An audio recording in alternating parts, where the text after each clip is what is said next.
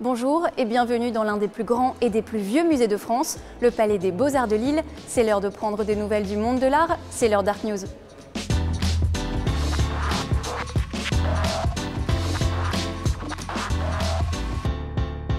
Des tutus, des coulisses, de la scène et des ballerines, l'amoureux des danseuses Edgar Degas est exposé au musée d'Orsay. Elle ne s'arrête jamais de tourner, je vous raconte ce qu'il s'est passé cette semaine sur la planète culture. À tous les artistes d'aujourd'hui, êtes-vous plutôt bohème ou star system? L'art se digitalise, se pixelise, se numérise, c'est la Minute Web. Je ne sais pas si vous aimez l'opéra, en tout cas Edgar Degas, lui, en a fait son obsession. Des heures passées dans l'ombre de la salle à observer les mouvements des danseuses pour mieux les restituer. Avant de participer à la création de l'impressionnisme, Edgar Degas a été le peintre des danseuses.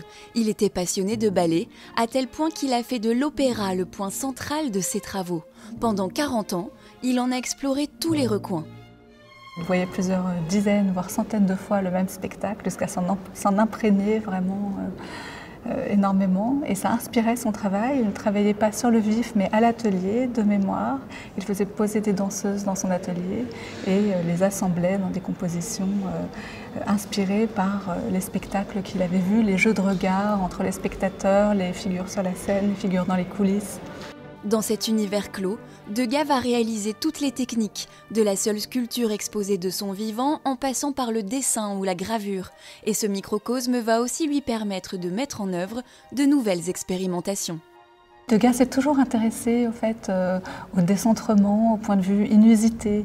Avec l'opéra, justement, il peut explorer différents types de regards, le point de vue des danseuses qui se préparent juste avant d'entrer en coulisses. Ces manières de s'attacher à des cadrages originaux, audacieux, introduisent cette notion de mouvement, de vivacité dans son travail.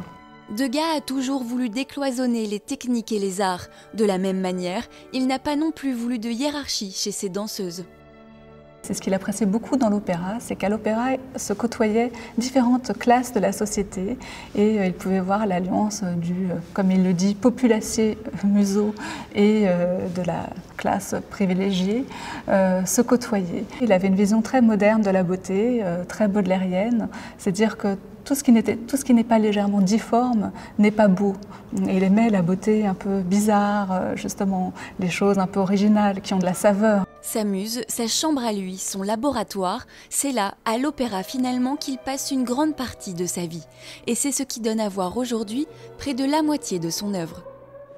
Une exposition à retrouver au musée d'Orsay jusque janvier 2020. David Hockney en Normandie, une œuvre d'Anish Kapoor surendettée. Mais que se passe-t-il sur la planète culture ? On commence par Washington où l'ancien président des États-Unis, George W. Bush, présente ses portraits de vétérans américains.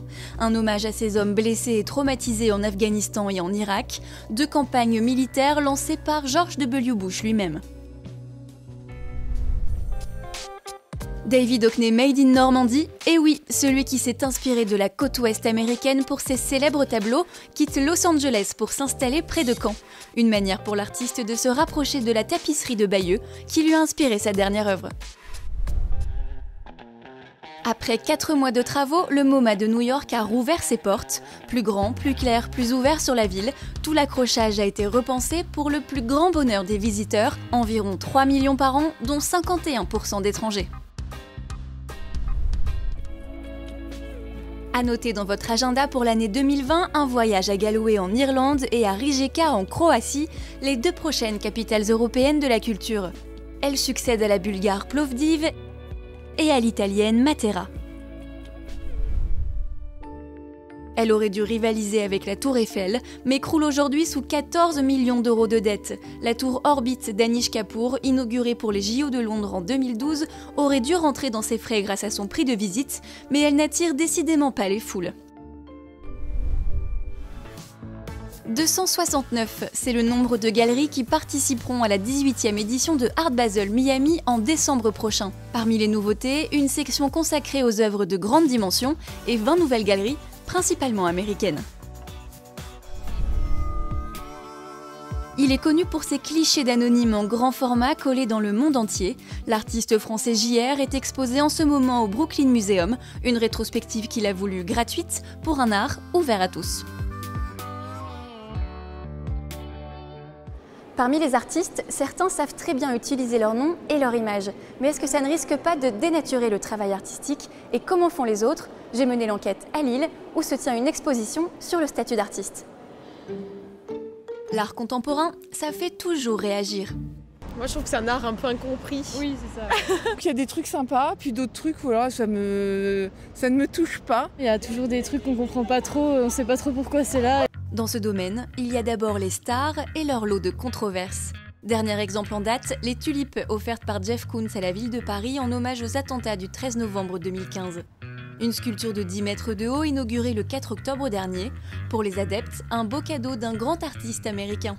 Pour ses détracteurs, juste un moyen pour le multimillionnaire, l'artiste vivant le plus cher au monde, de promouvoir son image. En bref, un cadeau intéressé. On assiste depuis plusieurs années à une véritable starification d'un certain nombre d'artistes. Mais Jeff Koons n'est pas le seul à mettre en place des stratégies d'autopromotion.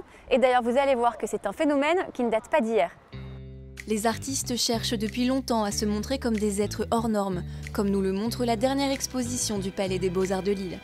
Donc on se disait l'égal des rois et parfois même l'égal des dieux. L'égal des rois, c'est en fait Léonard de Vinci qu'on voit sur son lit de mort. À ses côtés, un homme, c'est François Ier. En réalité, c'est un épisode inventé. Pourquoi est-ce qu'on peint à l'envi pendant des siècles cette scène de François Ier au chevet de Léonard de Vinci? C'est parce que ça signifie, ce qu'on vient de dire, c'est l'artiste est l'égal des rois. L'étape au-dessus, c'est qu'est-ce qu'il y a au-dessus des rois, des reines, des princes? Ce sont les dieux. Et si on revient à une époque un peu plus proche de nous, avant Jeff Koons, quel artiste peut-être est le plus représentatif de la starification, d'utilisation de son image et de son nom? Alors il y a quelqu'un qui a atteint un sommet dans ce domaine, c'est Salvador Dali.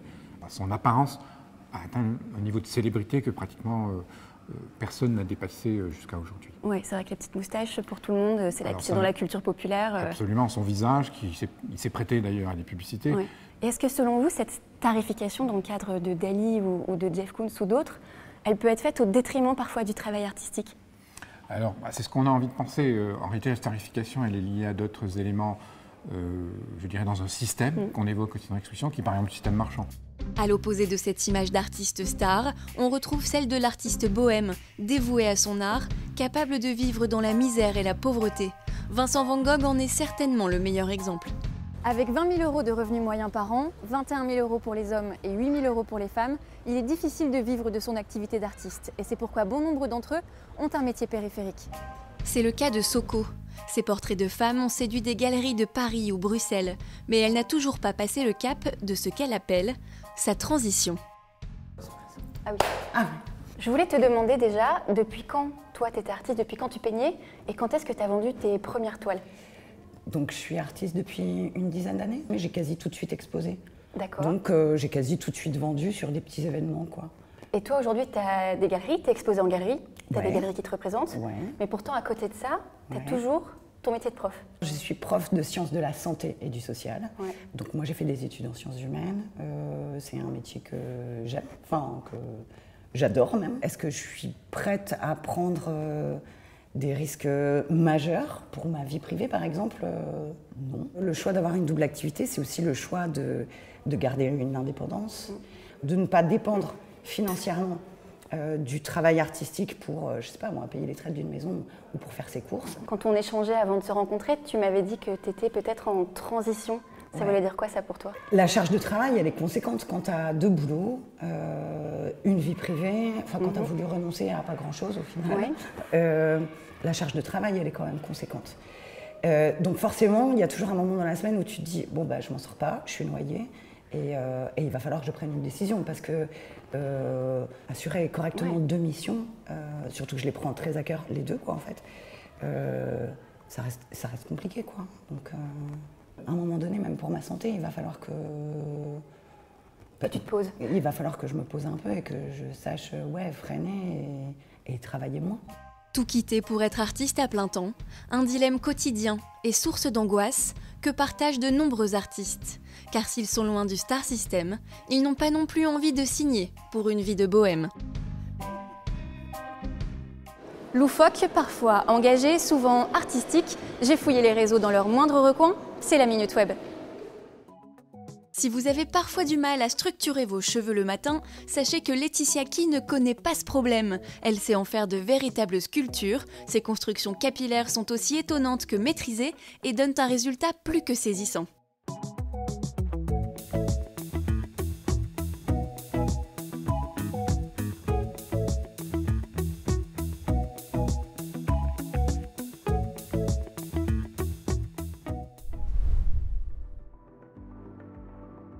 Si la cuisine est un art à part entière, Lee Kang-bin a choisi le café crème comme moyen d'expression. Vrai maître du latte art, ce jeune Coréen a une telle maîtrise qu'il sait reproduire de grandes peintures, de la nuit étoilée de Van Gogh au cri d'Edouard Munch.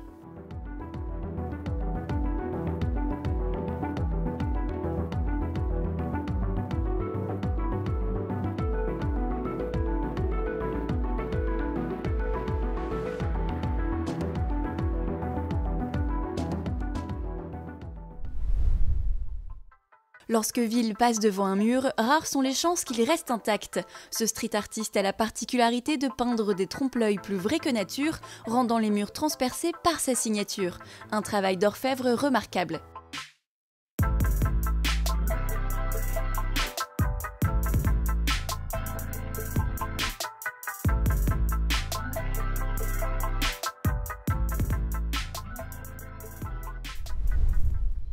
Vous connaissez tous l'application Shazam, qui donne le titre et l'artiste de la musique écoutée. Eh bien, le même concept existe aussi pour les œuvres d'art contemporain. Magnus, l'application, utilise la caméra pour reconnaître l'artiste et le nom d'une œuvre scannée. Tout récemment, son concurrent est arrivé sur le marché. Il s'appelle Artifexio et il peut analyser plus d'1 million d'œuvres, toujours dans l'art contemporain. Art News, c'est fini pour aujourd'hui. Je vous dis à la semaine prochaine pour plus d'actualités artistiques.